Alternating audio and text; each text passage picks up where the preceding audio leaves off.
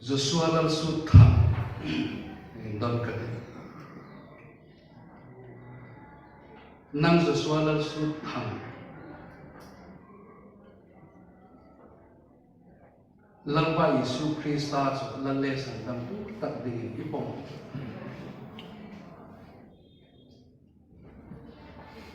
chu ai pom ta si chun Yesu Krista chu idam su po an poi le rin um ko ring taka zui tlap intemo Elizabeth lal mudi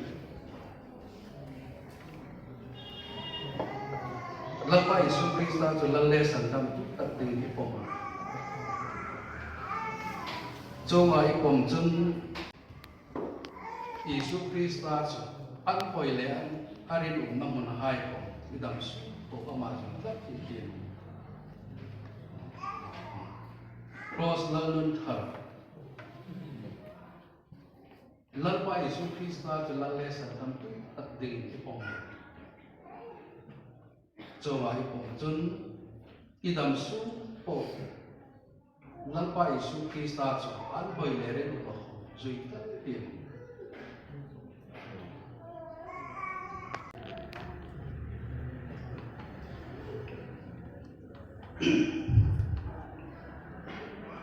Joshua lal su tham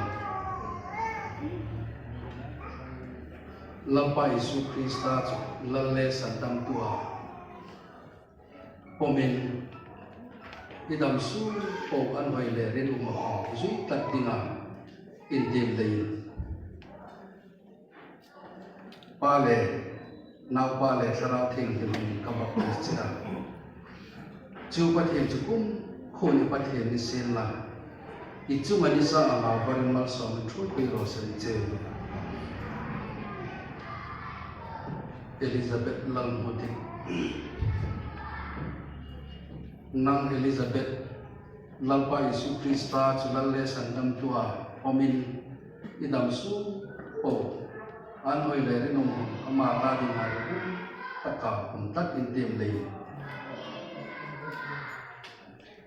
pa na pa le sarau tin tin ka baptisia chu pathen chu kum kho ni pathen di sil la I chu mani sa ala barin mal som thu pe ro sen che cross lalun thar nang cross lalun thar lalpa Yesu Krista chu lalle sandam tua pomin idam su po an hoi le ru ma khom zui tlak in tem le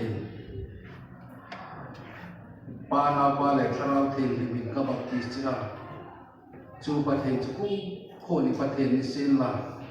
I chu mani sa nga varing mal som in throi pe ro san che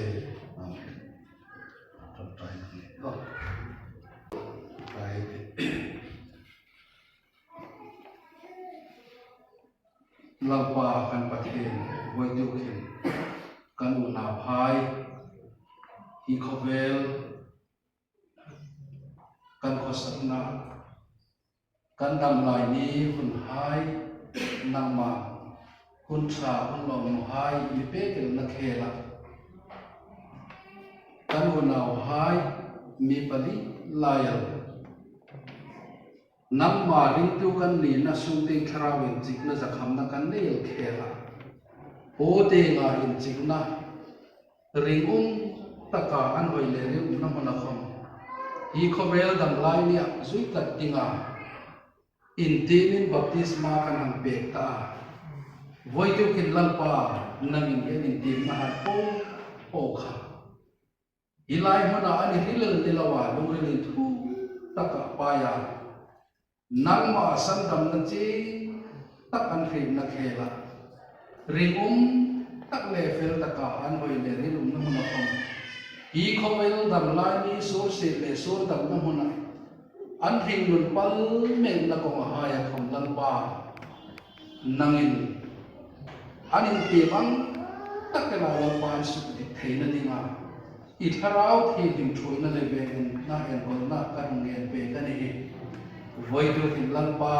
ni khobel kan khusak na hiasia solin na sadak in sin ni thomek lakani jo ai kom chin lalpa voi tu ka hinga baptisma kan angin changtir na hai kha det tak le fel te kala abun le mun taka lalpa phursu theiding le ita dinga miring ni pe theiding ai utha thona lalpa isu krista han jo ai kan che le ni jo ma so certificate lan pen ka te o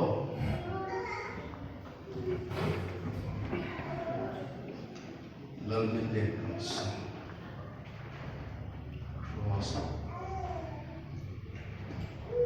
just swallow